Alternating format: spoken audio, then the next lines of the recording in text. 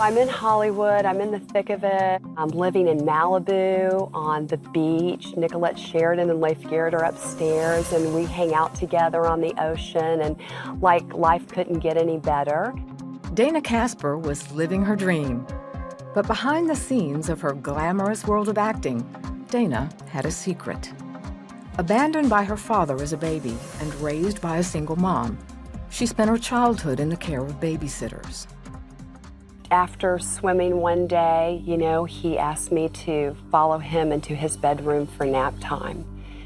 And I really didn't know what was taking place because I thought this person was wonderful and he was a good friend of the family and someone I looked up to and expected to keep me safe. And instead, he harmed me sexually. A year later, Dana fell prey to another abuser. Afterwards, I felt great guilt and shame. It was the huge shift in my heart. It's when my world really turned upside down. To ease the pain of her abuse, Dana escaped into the world of television and film. You don't want to be there, so you try to be somewhere else. And I perfected disassociation and being somewhere else. I could be whoever I wanted to be. I could be the actor on TV. I could be Julie Andrews in Sound of Music with all the kids, and I could sing like her, and I could run on the meadows. And everything pure and good, and that purity and that goodness, I held on to that. But that escape was only temporary, so she turned to other things to ease the pain. I started experimenting with drugs, alcohol, hanging out, with people everywhere. After high school, Dana moved to Hollywood to work in the film industry. It was the perfect place to bury the shame and guilt she carried. I didn't have to think about me. And then to be in that, where everything is pretend, it was a good place for me to continue the pretend. Because if I let it out, I'd be found out for the badness that I was. And then I would be rejected again and abandoned again and not be loved. Dana quickly found success in Tinseltown. As she embraced the Hollywood lifestyle, she fell headlong into drugs and alcohol abuse, and something more.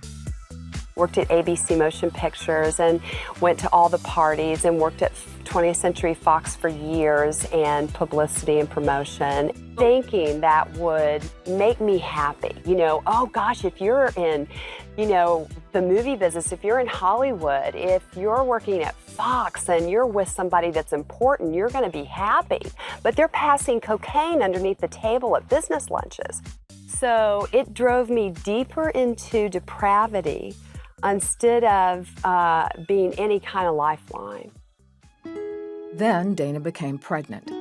She decided to have an abortion. She quickly regretted that decision. I remember the guy calling the hospital after it happened when I'm in recovery and just feeling like, oh God, just let me die. That's how I felt. I just wanted to really die. Later, Dana got into a relationship and became pregnant again. But a week before she found out, some friends talked her into taking LSD. This time, doctors talked her into an abortion. Dana had had enough. One night, she fell on her knees in desperation. And I just wanted to end life. So I'm on my knees and I'm hysterical and I'm just ready to end it. And I cried out to Jesus to please help me. Dana surrendered her heart to the Lord. He heard the depths of my heart. He knew I needed help. Dana says for the first time she had hope. She went through AA and with God's help, put away drugs and alcohol. She also forgave her abusers and received God's healing, forgiveness, and love. I didn't want to drink. I didn't want to drink, which is remarkable because I love to be social and drink. And that was the beginning of walking out of the pit of hell. Today, Dana is married and has 2 daughters. She's an advocate for victims of sexual abuse. The love she found through Jesus Christ has given her peace. He saw in my heart to receive His love, and that helps me love myself, and that helps me love others. In the storm of life, He is the rock. It will be the sweetest life you ever lived. If you want joy, the road to joy is Jesus.